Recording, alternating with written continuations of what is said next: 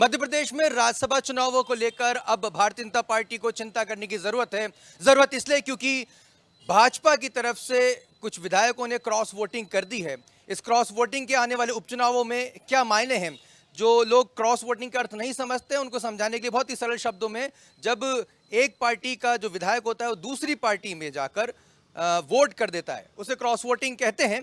और ये अब भाजपा के लिए चिंता का विषय इसलिए भी है क्योंकि ये माना जा रहा था कि भाजपा का संगठन काफ़ी मजबूत है, भाजपा की चुनावी रणनीति काफ़ी मजबूत है। कंपेयर कर रहे थे कांग्रेस पार्टी से, तो ये माना जा रहा था कि कांग्रेस पार्टी की तरफ से क्रॉस वोटिंग हो सकती है, लेकिन भाजपा को ये झटका लग रहा है। महेश जी, ऐसा क्यों हुआ? देखिए, कई बार जो हमारे विधायक हैं वो ग्रामीण परिवेश से आते हैं और हमारे यहाँ जो विधायक पोल हुआ था, मॉक पोल जो हमने कराया था, उस मॉक पोल के दौरान भी कई चीज़ें नहीं समझ पाने के कारण ऐसी स्थिति बनती है। लेकिन जो भी स्थिति रही है, निश्चित रूप से उन विधायकों से बातचीत की जाएगी। पार्टी संगठन पूरी तरीके से संज्ञान में लेकर इस बात को सुनिश्चित करेगा कि क्या कारण रहे जिसके कारण ऐसी स्थिति बनी है, और अगर कोई ऐसा विषय रहेगा जहाँ की लगता है कि अनुशासनहीनता स्वयं की गई है, तो निश्चित रूप से पार्टी की अनुशासन समिति उस पर संज्ञान लेगी।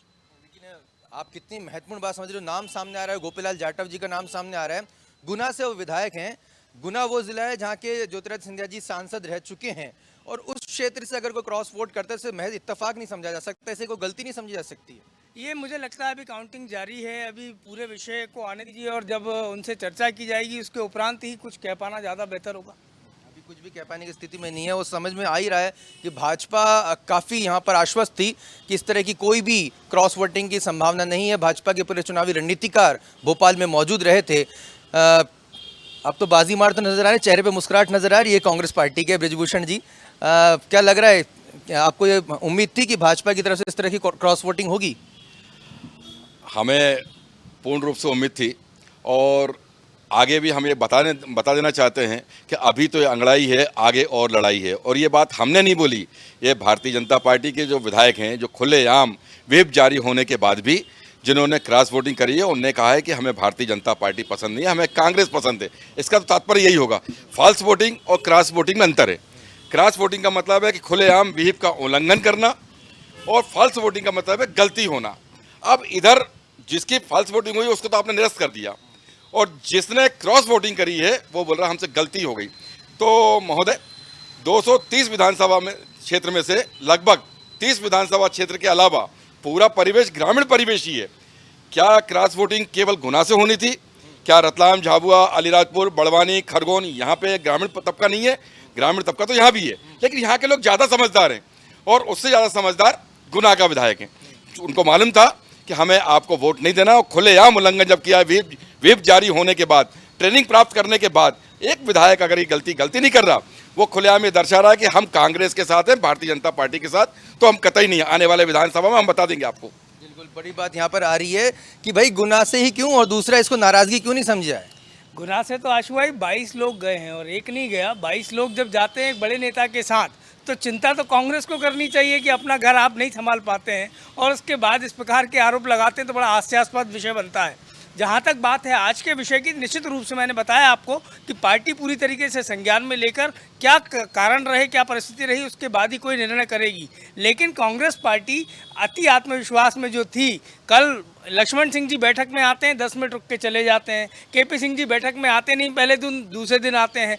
दिग्विजय सिंह जी को जिताने के लिए, एक राजा को दलित के स्थान पर पहुंचाने के लिए किस ढंग से ये पूरा षड्यंत्र रचा गया, 54 वोट कैसे दिए जाएं, अगर वो 54 में से कोई क्रॉस कर दिया जाए तो निश्चित रूप से उसके बाद की क्या व्यवस्था रखी जाए, ये सारी चीज़ें हमने देखी। किस तरह से बसों में भर भर कर अपने लोगों पे जिनको विश्वास ना हो वो आज इस तरह की बातें करते हैं, तो बहुत हास्यास्पद लगता है।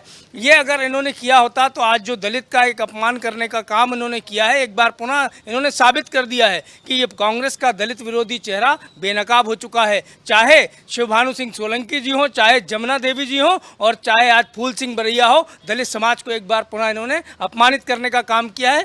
पर दिग्विजय सिंह जी को प्रथम वरीयता में रखना ये दिखाता है कि किस प्रकार से सामंतशाही में आज भी कांग्रेस। दिग्विजय सिंह के पक्ष में तो आप ही के जो पार्टी के विधायक वोट करते नजर आ रहे हैं ना, जिस सामंतशाही का आप विरोध कर रहे हैं, उसका विरोध आपकी पार्टी से, उनका समर्थन किया जा रहा है दिग्विजय सिंह जी का। आशु जी, मैंने बताया आपको कई बार क्या होता है कि विधायक मॉकपोल के बाद भी कुछ चीज़ें जो टेक्निकल होती हैं, किस तरीके से वोट डालना है, किस तरीके क्या होना है, ये सारे विषय अभी चूंकि काउंटिंग चल रही है, अभी रिजल्ट आया नहीं है, वो सारी चीज़ें जब हमारे समक्ष आएंगी तो पार्टी उस पर पूरी तरीके से संज्ञान लेने के बाद ही कुछ कहेगी। मुझे लगता है वो ज़्यादा बेहतर होगा, क्योंकि अभी सारी चीज़ें स्पष्ट होने दीजिए।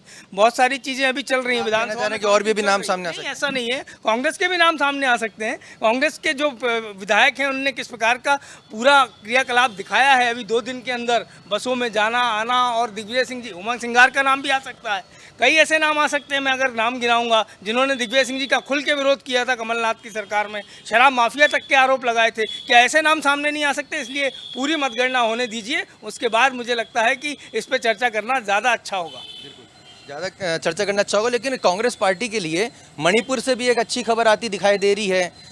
यहाँ पर भी भीतरघात जो है आप लोगों ने करने में कामयाब हो गए हैं, तो क्या चक्कर है? अचानक से स्ट्रेटेजी जो है कांग्रेस ने बड़ी आक्रामक कर ली है। देखिए आशुतोष जी, अपहरण और समर्पण में बहुत अंतर है। कांग्रेस में समर्पण दिखाया है बीजेपी के विधायक ने, आपके सामने दिखा राज्यसभा में, और अपहरण करके दिखाया है इन लोगों ने बेंगलोर में 22 लोग को ले जाके। ये पूरा देश ने देखा है, पूरे देश की जनता ने देखा है। रही बात दलित प्रेम दलित प्रेम दलित प्रेम की, अब हम आपको बता देते हैं कि फुल सिंह बरैया जी भांडेर से विधायक का चुनाव लड़ेंगे, जो पहले भी तय था। दलित प्रेम कितना है ये आपको भारतीय जनता पार्टी का एक एक कार्यकर्ता उन्हीं को वोट डाल के बताएगा कि दलित प्रेम में फुल सिंह बरैया को जिताना है, भारतीय जनता पार्टी के दलित आदमी को नहीं जिताना। यह आपको साबित करके दिखाएंगे पूरे भारतीय जनता पार्टी के कार्यकर्ता, और भारतीय जनता पार्टी के जो वोट डालते हैं जनता, वो भी इस बार फुल सिंह बरैया को दलित प्रेम दिखाकर उनको जिताएगी और विधानसभा में पहुंचाएगी। और पुनः हम लोग 22 विधानसभा सीट जीतकर इस बार कांग्रेस में पुनः सरकार बनाने जा रहे हैं। 22 विधानसभा 24 में से 22 का यहाँ पर दावा ठोक दिया है, और दावे की वजह भी है महेश जी, क्योंकि पहले जो अगर इसका सेमीफाइनल समझा जाए तो जिस तरह की खबरें आ रही हैं उससे तो कांग्रेस को खुश होने की ज़रूरत है ही। तो खुशी में अगर वो कहते हैं कि 24 में से 22 जीतेंगे तो इसमें उनकी कोई दिक्कत नहीं हो, तो रिजल्ट शो कर रहे हैं। देखिए, हमारे कांग्रेस के मित्र 22 कह रहे हैं, कमलनाथ जी 21 कह रहे हैं, पीसी शर्मा जी 20 कह रहे हैं, तो मुझे लगता है अभी इनके दावे किस प्रकार के खोखले हैं ये तो इनकी बातों से और इनके कहे गए आंकड़ों से समझ में आता है। ये अपना घर नहीं संभाल पाए। मेरे मित्र अभी अपहरण की बात कर रहे थे, अपहरण करने की आवश्यकता हमें थी नहीं, हमें जनता ने विपक्ष का जनादेश दिया, हमने जनादेश का सम्मान किया। आप अपना घर नहीं संभाल पाते हो, आपके लोग अपने आप नाराज होते हैं, हमारे पास आते हैं, हम राजनीतिक दल हैं, मंदिर का घंटा बजाने हम राजनीति में नहीं आए। निश्चित रूप से वो हमारा जनता के प्रति एक कर्तव्य बनता था कि अगर कोई ऐसी अस्थिर सरकार मध्य प्रदेश में बनती है या अस्थिरता की वातावरण बनता है, वो मध्यावधि की तरफ मध्य प्रदेश की जनता को धकेलने का काम अगर कोई करता है, तो निश्चित रूप से एक राजनीतिक दल होने के नाते जो हमारा कर्तव्य था उसका हमने निर्वहन किया। जनता को गाड़ी कमाई का पैसा जो होता है वो चुनाव में हमने नहीं लगने दिया। इसके कारण उन परिस्थितियों में जो सबसे अच्छा निर्णय हो सकता था सरकार बनाने के विषय में, वो हमने करने का काम किया एक राजनीतिक दल होने के नाते। लेकिन कांग्रेस पार्टी अपना घर नहीं संभाल पाती है, उसके बाद आरोप दूसरी तरफ लगाती है, तो ये बहुत स्पष्ट रूप से दिखता है कांग्रेस संगठन इस समय बिखराव के दौर में है और नेतृत्व विहीनता, चाहे मध्य प्रदेश की बात हो चाहे राष्ट्रीय स्तर की बात हो, इनके पास नेतृत्व का एक संकट खड़ा हुआ है। राहुल गांधी जी पूरी तरीके से फेल साबित हो चुके हैं, सोनिया गांधी जी पूरी तरीके से फेल साबित हो चुकी है। आज जिस प्रकार का वातावरण कांग्रेस के विरुद्ध बना है पूरे देश में, इससे बहुत स्पष्ट रूप से दिखता है कि 70 साल पुरानी पार्टी आज नेतृत्व के संकट के दौर से गुजर रही है। लेकिन अगर रणनीति की बात करें तो ब्रजभूषण जी, जो आपकी रणनीति थी कांग्रेस पार्टी को कामयाब रही, राज्यसभा चुनावों में जो क्रॉस वोटिंग आप चाहते थे वो हो गई? कांग्रेस ने कभी नहीं चाहा, लेकिन भारतीय जनता पार्टी ने आगे आके क्रॉस वोटिंग करके दिखाया है कि हम भारतीय जनता पार्टी को नहीं चाह रहे। तो ऐसी थी कि आपने ये कहते हुए बिल्कुल परहेज कर लिया अपने आप को कि हाँ वो रणनीति के तहत आपने ऐसा किया था, और फिर आप लोग के ऊपर हम आरोप लगाते कि देखिए आप भी वही टांग खिंचाई कर रहे हैं। आप ही देखिए कि हम लोगों ने, समझ गया आप देखिए आप कि भारतीय जनता, जैसे अभी हमारे मित्र बता रहे थे कि लक्ष्मण सिंह जी आए और वो चले गए और ये नाराजी थी, एक भी नाराजी क्या क्रॉस वोटिंग और फॉल्स वोटिंग में कांग्रेस की दिखी? हम लड़ते दिखते हैं, आप लोग की लड़ाई दिखती नहीं, अंदर कितनी लड़ाई चल रही है। और आखिरी समय पे जिस टाइम पे शादी का मौका आता है तो पंडित भग जाता है। ये हालत हुई है भारतीय जनता पार्टी के इस वक्त राज्यसभा के चुनाव में, फॉल्स वोटिंग और क्रॉस वोटिंग में। ये तीनों लोग जो हैं, 2 लोग जो आ रहे हैं अभी नज़र में आपके, ये दोनों भारतीय जनता पार्टी के। कांग्रेस का भी फॉल्स वोटिंग क्रॉस वोटिंग नज़र में नहीं आई आपके। आप देखिए सामने, आपको एक भी क्रॉस वोटिंग और फॉल्स वोटिंग कांग्रेस में नजर नहीं आएगी। जो फॉल्स और क्रॉस हुए हैं वह भारतीय जनता पार्टी में हुए हैं, और ये फॉल्स चीज़ें और क्रॉस चीज़ें ये सब आपको विधानसभा के चुनाव में आपको जो मध्यवर्ती उपचुनाव होने वाले हैं ये नजर आएगा, सबके सामने नजर आएगा। एक अपडेट लेते हैं प्रिंस से। क्या प्रिंस, क्या कुछ ताज़ा अपडेट आ रहा है, ये बताएं। दिग्विजय सिंह को सबसे ज़्यादा वोट मिले हैं, अभी तक जो सूचना आई है, रिजल्ट आया है, 57 वोट मिले हैं दिग्विजय सिंह जी को। और उसके बाद फिर ज्योतिरादित्य सिंधिया जी को 56 वोट मिले हैं, सुमेर सिंह जी को 55 और फूल सिंह बरैया जी को 36 वोट मिले हैं और 2 जो मत है वो निरस्त कर दिए गए हैं, अभी तक की जो सूचना है। महेश जी, अब पूरा आपने देख लिया कि जिस दिग्विजय सिंह जी को आप लोग लगातार कोस रहे थे, उनके लिए कांग्रेस पार्टी ने 54 वोट फिक्स किए थे, जैसे कि मीडिया रिपोर्ट्स आई थी। अगर बृजभूषण जी, मीडिया रिपोर्ट्स आती कि 52 की जगह 54 वोट जो है फिक्स किए गए थे, उन्हें 57 वोट्स मिले हैं। प्रिंस, 57 वोट्स दिग्विजय सिंह को मिले हैं, यानी कि 54 + 3 55, 56, 57 3 एक्स्ट्रा और दिग्विजय सिंह ने ले लिए हैं।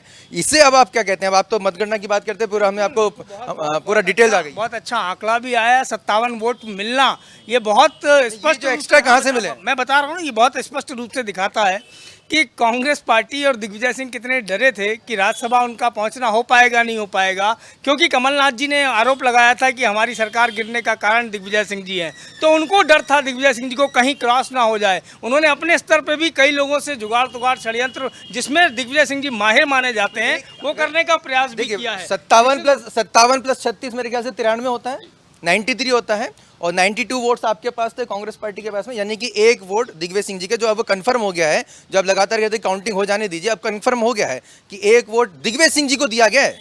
मतलब मैं उस बात को, भाजपा की तरफ से मैं उस बात को आशुतोष जी बिल्कुल इनकार नहीं कर रहा हूं। पूरे आंकड़ों का समीक्षा करने के बाद जो भी ऐसी स्थिति आएगी, किस व्यक्ति ने कैसे और किस कारण से ये चीज़ की है, अगर वो आएगा अनुशासनहीनता की परिधि में, भारतीय जनता पार्टी का संगठन तत्काल इस पर संज्ञान लेकर कार्रवाई भी करेगा। बड़ी बात, और महेश जी मैं पूछूंगा, देखिए एक अदावत बहुत लंबे समय से दिग्विजय सिंह जी और ज्योतिरादित्य सिंधिया जी के बीच में चल रही थी। दिग्विजय सिंह जी को 57 वोट मिले हैं और ज्योतिरादित्य सिंधिया को सिर्फ 56 वोट मिले हैं, उनसे एक कम मिला है। खुशी होती है आपकी पार्टी इस तरह की स्ट्रेटेजी बनाती है कि कम से कम उनको और ज़्यादा वोट मिलते, क्योंकि आपके पास तो काफ़ी संख्या थी, लेकिन उसके बावजूद भी उनको 56 मिले। तो कहीं ना कहीं राजा महाराजा की इस लड़ाई में इस बार फिर राजा जो है बाजी मारते नजर आ रहे हैं। पहले तो उनको पार्टी से जाने पर मजबूर कर दिया ज्योतिरादित्य सिंधिया जी को, अब जो अब आपकी पार्टी की वो शरण में आए, आप उनके रक्षक बने थे, लेकिन आप भी उनकी जो है इज्जत को बहुत ज़्यादा बचा नहीं पाए। 57 की जगह सिर्फ 56 वोट मिले हैं, दिग्विजय सिंह जी यहाँ पर एक ज़्यादा। 55, 56, 57 में बहुत ज़्यादा अंतर नहीं है, लेकिन मैं बहुत स्पष्ट रूप से बता दूं कि भारतीय जनता पार्टी ने अपनी रणनीति के हिसाब से पूरे विधायकों को न सिर्फ चिन्हित किया, हमने 52 विधायक, क्योंकि हमारे 107 विधायक स्वयं थे, उसके बाद निर्दलीय विधायकों का, सपा बसपा विधायकों का हमें समर्थन हासिल हुआ, उन्होंने हमारे पक्ष में मतदान किया। निश्चित रूप से हमारी विजय दोनों सीटों पर सुनिश्चित थी। कांग्रेस को ये तय करना था कि वो दूसरी सीट पर जो उन्होंने नामांकन भराया, एक दलित वर्ग के हमारे नेता का, फूल सिंह बरैया जी का, उनको उन्हें पहली वरीयता देनी चाहिए थी। कांग्रेस ने ये इतिहास आज एक बार पुनः दिखाया है, जब डॉक्टर भीमराव अंबेडकर हमारे संविधान निर्माता चुनाव लड़े थे, तो उनके खिलाफ भी उम्मीदवार उतारने वाली ये कांग्रेस आज दिखा रही है दलितों के लिए झूठी वाणी, झूठे बोल, लेकिन दलितों से इनका कोई लेना देना नहीं है। दलित भाइयों के नाम पे केवल और केवल इन्होंने वोट बैंक की राजनीति की है, और आज एक बार फिर इनका चेहरा दलित विरोधी जो है वो बेनकाब हो चुका है। दलित विरोधी चेहरा जो है, आप इसको लेकर अब बीजेपी ने अपने तेवर अख्तियार कर लिए हैं, उसको लेकर क्या जवाब रहेगा? क्योंकि फूल सिंह बरैया जी को सेकंड प्रायोरिटी पे आप लोगों ने रखा है। भारतीय जनता पार्टी के समस्त विधायकों की सहमति से जो दिग्विजय सिंह पे विश्वास जताया है माननीय विधायक जी ने, उनका आभार पहले व्यक्त करता हूं इस चैनल के माध्यम से। और दूसरी बात, हमारे पूरे विधायकों ने दिग्विजय सिंह जी पे जो विश्वास जताया है और जिस प्रकार से ज्योतिरादित्य सिंधिया जी को आप लोगों ने 1 वोट कम दिलाकर अविश्वास जताया है, यही भारतीय जनता पार्टी के समय उपचुनाव में आप देखते जाइए। ये दलित प्रेम, अगर ये विधायक का दलित प्रेम होता तो दिग्विजय सिंह जी को नहीं, फूल सिंह बरैया को वोट डालते, और क्रॉस वोटिंग वहाँ होती। दिग्विजय सिंह को क्रॉस वोटिंग होने का मतलब ये है, दिग्विजय सिंह को क्रॉस वोटिंग का मतलब ये है कि पूरे मध्य प्रदेश के विधायक दिग्विजय सिंह के साथ हैं, भारतीय जनता पार्टी के विधायक भी मिलाकर। बरैया जी को जो 38 वोट मिलने की संभावना थी, क्योंकि इतने ही इनके पास संख्या थी, उसमें से उनको 2 वोट कम मिलते हैं। इसका मतलब दिग्विजय सिंह जी डरे हुए थे, उन्होंने 2 और वोटों का षड्यंत्र करके अपने वोट बैंक बढ़ाने का काम किया है। स्पष्ट रूप से दिखता है कि दिग्विजय सिंह जी राज्यसभा जाने के लिए कितने डरे हुए थे। कह रहे हैं कि बहुत ही लालायित थे और उन्होंने एक्स्ट्रा वोट जो है एक दलित का वोट काट के। ये फूल सिंह बरैया जी की रणनीति भी है कि मुझे विधानसभा चुनाव लड़ना है, मुझे 4-5 वोट ज़्यादा मिल जाएंगे तो मैं राज्यसभा में नहीं जा रहा हूँ। ये जितने वोट हैं 2, 4, 5, 10 वोट और दिग्विजय सिंह को जाना चाहिए। और हम आभारी हैं भारतीय जनता पार्टी के, नहीं हम आभारी हैं भारतीय जनता पार्टी में, जो अविश्वसनीय रूप से जो दिग्विजय सिंह को वोट दिया है उनने। ऐसे भी हम उम्मीद करते हैं कि उपचुनाव में इसी प्रकार से कांग्रेस को वोट दें और दिग्विजय सिंह कमलनाथ जी को जोड़ी को बना कर रखें और पुनः कांग्रेस में सरकार बनाने में मदद करें। मैं जी भाजपा की हमेशा से रणनीति रही है कि मिस्टर बंटाधार, अगर पिछले कुछ दशकों की हम बात करें तो मिस्टर बंटाधार के चेहरे को आगे करके भारतीय जनता पार्टी लगातार चुनावी रणनीति क्षेत्र में उतरती है।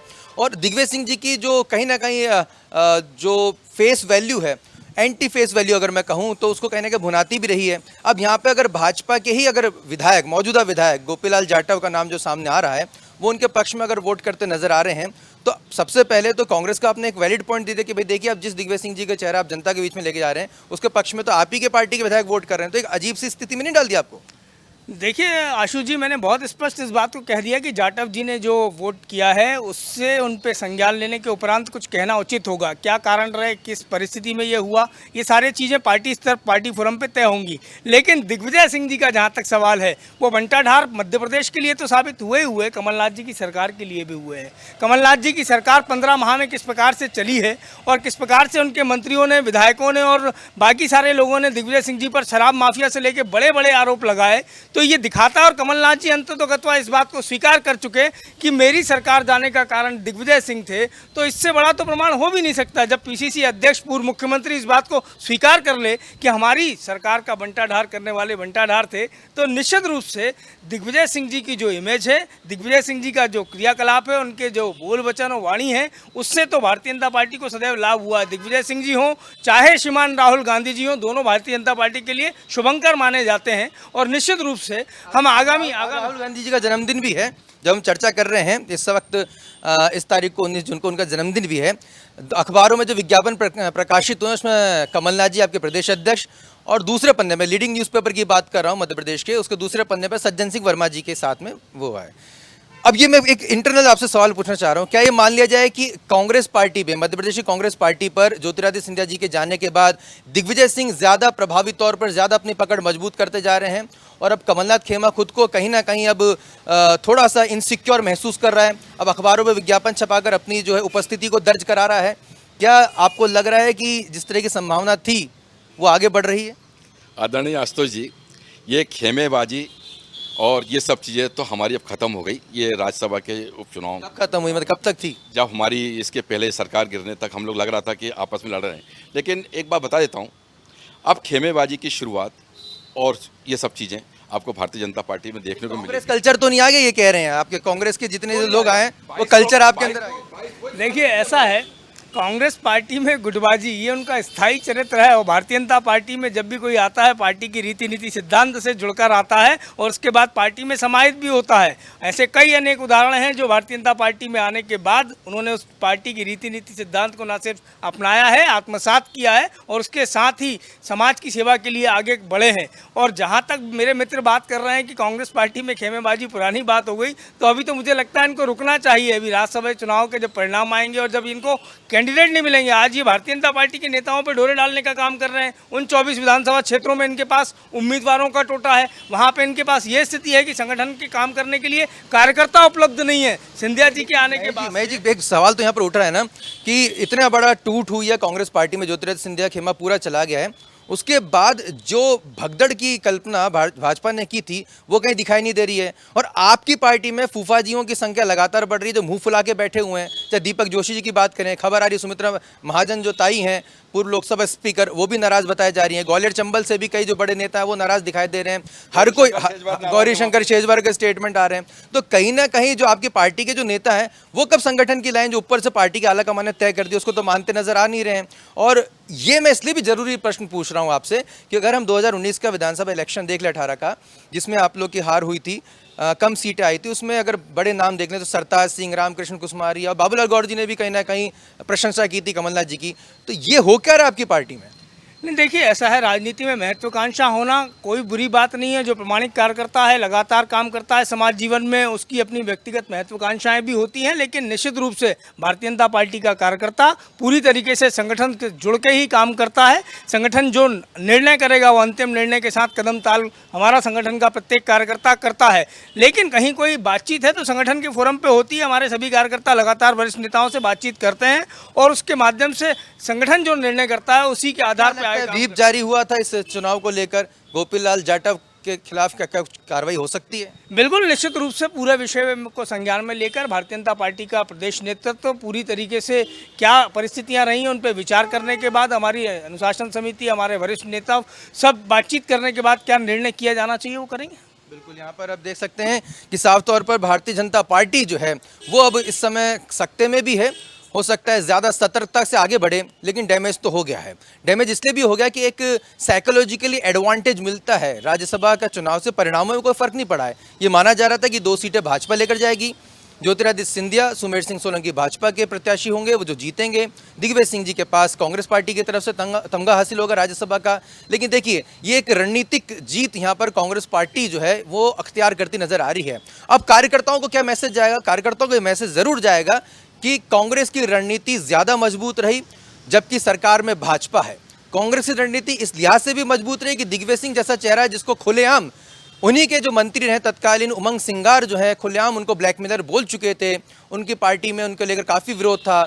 ये भी माना जा रहा था कि दिग्विजय सिंह जी की वजह से ही ज्योतिरादित्य सिंधिया खेमा टूट कर गया है। और एडवांटेज ये भी रहेगा दिग्विजय सिंह जी को कि देखिए साहब, जो चले गए वो चले गए, पूरी पार्टी मेरे साथ खड़ी है। कमलनाथ जी और दिग्विजय सिंह अब कुछ कमर कस के बैठे हुए दिखाई दे रहे हैं। हालांकि ये जो कबीला कल्चर है, जिस कल्चर की बात, एक सवाल और ले लेता हूँ। आपने कहा कि ये जो कल्चर है वो भाजपा में चला गया, हमारा जो फूट वाला है, तो कल्चर तो इसका मतलब आपका है ही ना वहाँ पर जो, तो अभी भी कमलनाथ जी, दिग्विजय सिंह जी हैं। आदरणीय, वही मैं कहना चाह रहा हूँ। एक कमलनाथ जी एक ऐसे मुख्यमंत्री हैं रहे हमारे कि भरे मंचों पे भारतीय जनता पार्टी के पूर्व मुख्यमंत्री बाबूलाल गौर जी, पूर्व मुख्यमंत्री आदरणीय उमा भारती जी, इन्होंने खुले मंच पे और टीवी के चैनल के सामने तारीफ करी है। ऐसा ना हो, मुझे संभावना जो नज़र आ रही है कि 22 लोग जो गए हैं, जिनका बहुत आप ख्याल रख रहे हैं, ये वहाँ रह जाएं और शिवराज सिंह जी रह जाएं, बाकी सब लोग कांग्रेस में आ जाएं और सरकार कांग्रेस में रहे। मतलब एमपी वाकई में गजब है, और एमपी वाकई में गजब है कह सकते हैं, क्योंकि जिस तरह के जो घटनाक्रम हो रहे हैं पिछले कुछ समय से, अगर राजनीतिक उठापटक देखें, जब से विधानसभा चुनाव हुए हैं उसके बाद जो रिजल्ट आया वो भी बिल्कुल नेक टू नेक आया। और तब से लेकर अब तक, पहले कांग्रेस पार्टी जब सरकार में रही थी तो उनके खुद के जो विधायक थे, निर्दलीय विधायक भी जो थे, वो मुख्यमंत्री की टांग खिंचाई करते रहते थे, सरकार गिर गई। अब सरकार शिवराज जी की बन गई है, तो राज्यसभा चुनाव में भाजपा कहीं संगठित नजर नहीं आई। भाजपा में कहीं ना कहीं जो रोने मनाने का, रूठने मनाने का सिलसिला है वो लगातार जारी है। और कांग्रेस पार्टी जो है वो यहाँ पर थोड़ी एडवांटेज पोजीशन में नजर आई राज्यसभा चुनावों में। अब क्या ये जो पोजीशन है वो कांग्रेस पार्टी बरकरार रख पाती है? क्या उपचुनावों में कांग्रेस पार्टी दमदारी से लड़ पाती है, या फिर भाजपा अपनी रणनीति में कामयाब हो जाती है? ये देखना बेहद दिलचस्प होगा। और निश्चित तौर पर राज्यसभा के चुनावों ने मध्य प्रदेश में होने वाले उपचुनावों को रोमांचक बना दिया है, बहुत ही रोमांचक बना दिया है। दोनों पार्टी एक पायदान पर खड़ी नजर आ रही है, और अगर इसको सेमीफाइनल कहें तो 1-0 की बढ़त फिलहाल, अगर क्रॉस वोटिंग ये जो बात जो सामने आ रही है, उससे निश्चित तौर पर एक साइकोलॉजिकल एडवांटेज पोजीशन में कांग्रेस पार्टी नजर आ रही है। इन तमाम पहलुओं पर और तमाम राजनीतिक घटनाक्रमों पर हमारी नजर लगातार बनी रहेगी। मैं अपने सहयोगी महेश शर्मा जी को, भारतीय जनता पार्टी के प्रवक्ता, आपका फिर से मैं धन्यवाद करना चाहूँगा। बृजभूषण नाथ जी का भी धन्यवाद करना चाहूँगा, कांग्रेस पार्टी के महामंत्री जी का, जो आपने समय दिया, हमें मौका दिया चर्चा करने का। अपने दोस्त आशुतोष को दीजिए इजाजत। देखते रहिए इंडिया फर्स्ट न्यूज़। नमस्कार।